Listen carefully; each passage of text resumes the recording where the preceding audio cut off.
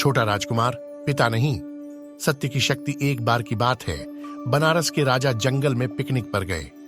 सुंदर फूलों और पेड़ों और फलों ने उसे बहुत खुश किया। जैसे जैसे वह उनकी सुंदरता का आनंद ले रहा था, वह धीरे धीरे जंगल की गहराई में चला गया। जल्द ही वह अपने साथियों से अलग हो गया और उसे एहसास हुआ कि वह बिल्कुल अकेला है। तभी उसे एक युवती की मधुर आवाज सुनाई दी। वह जलाऊ लकड़ी इकट्ठा करते हुए गा रही थी। जंगल में अकेले रहने के डर से बचने के लिए राजा ने प्यारी आवाज का पीछा किया।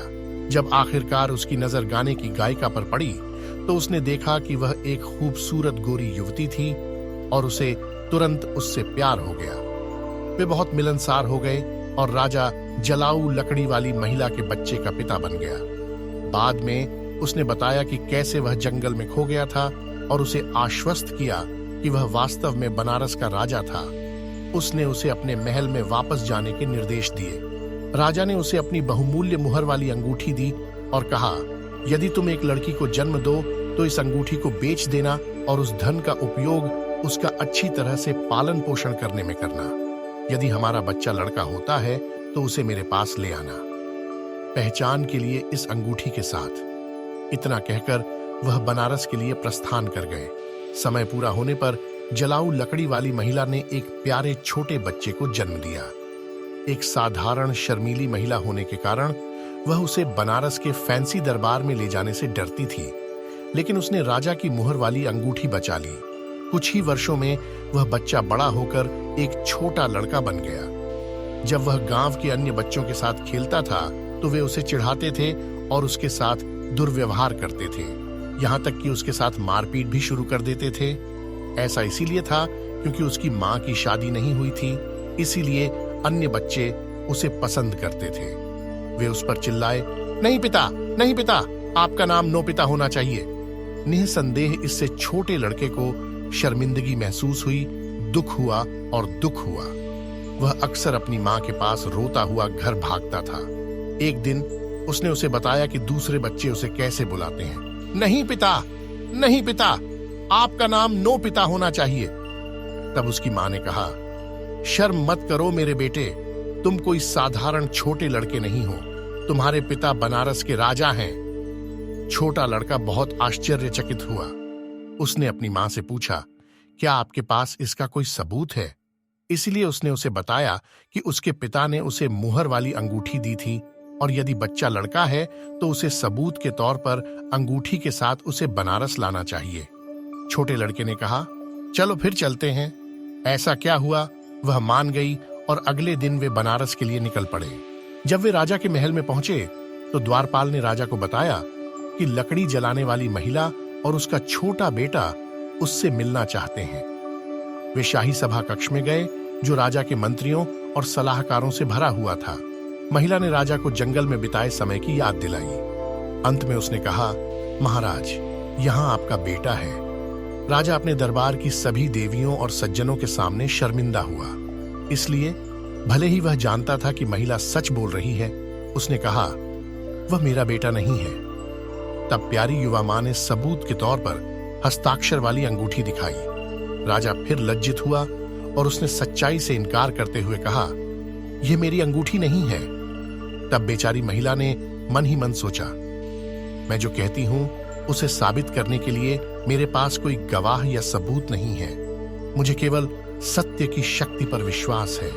इसीलिए उसने राजा से कहा, अगर मैं इस छोटे लड़के को हवा में फेंक दूं, अगर वह वास्तव में आपका बेटा है तो क्या वह बिना गिरे हवा में रह सकता है? अगर वह आपका बेटा नहीं है तो क्या वह फर्श पर गिरकर मर जाएगा? अचानक उसने लड़के का पैर पकड़ लिया और उसे हवा में उछाल दिया। लो और देखो, लड़का क्रॉस लेग्ड स्थिति में बैठा है, बीच हवा में लटका हुआ है, बिना गिरे। हर कोई आश्चर्यचकित था, कम से कम कहने के लिए। हवा में रहकर छोटे लड़के ने शक्तिशाली राजा से बात की, मेरे प्रभु, मैं वास्तव में आपसे पैदा हुआ एक बेटा हूं। आप ऐसे कई लोगों की देखभाल करते हैं जिनका आपसे कोई संबंध नहीं है। आप अनगिनत हाथियों, घोड़ों और अन्य जानवरों का भी पालन पोषण करते हैं और फिर भी आप मेरी देखभाल और पालन पोषण के बारे में नहीं सोचते हैं। आपका अपना बेटा, कृपया मेरा और मेरी माँ का ख्याल रखना। यह सुनकर राजा का अहंकार दूर हो गया। वह छोटे लड़के के शक्तिशाली शब्दों की सच्चाई से नम्र हो गया। उन्होंने अपनी बाहें फैलाकर कहा, मेरे पास आओ मेरे बेटे, और मैं तुम्हारी अच्छी देखभाल करूंगा। इस आश्चर्य से आश्चर्यचकित होकर दरबार में मौजूद अन्य सभी लोगों ने अपने हथियार फैला दिए।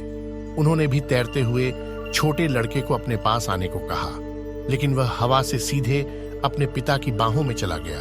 अपने बेटे को गोद में बैठाकर राजा ने घोषणा की कि वह युवराज होगा और उसकी मां नंबर 1 रानी होगी।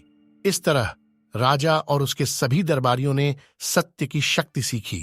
बनारस ईमानदार न्याय की जगह के रूप में जाना जाने लगा। समय आने पर राजा की मृत्यु हो गई। बड़ा हुआ युवराज लोगों को दिखाना चाहता था कि जन्म की परवाह किए बिना सभी सम्मान के पात्र हैं।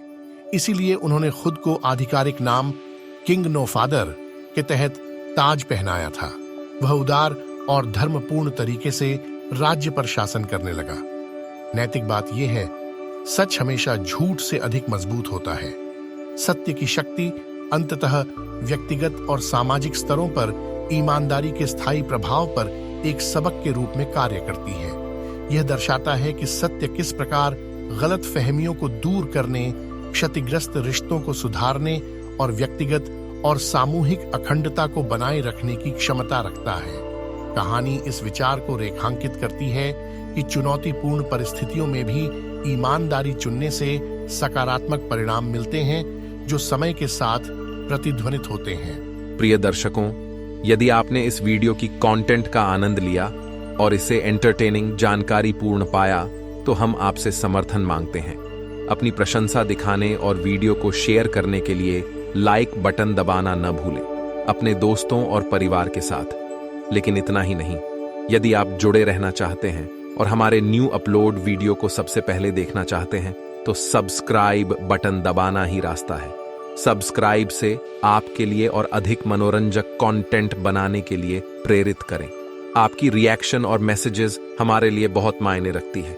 हमारे कम्युनिटी का हिस्सा बनने के लिए धन्यवाद, और हम आपके साथ वीडियो और शेयर करने के लिए इंतजार नहीं कर सकते। धन्यवाद दर्शकों।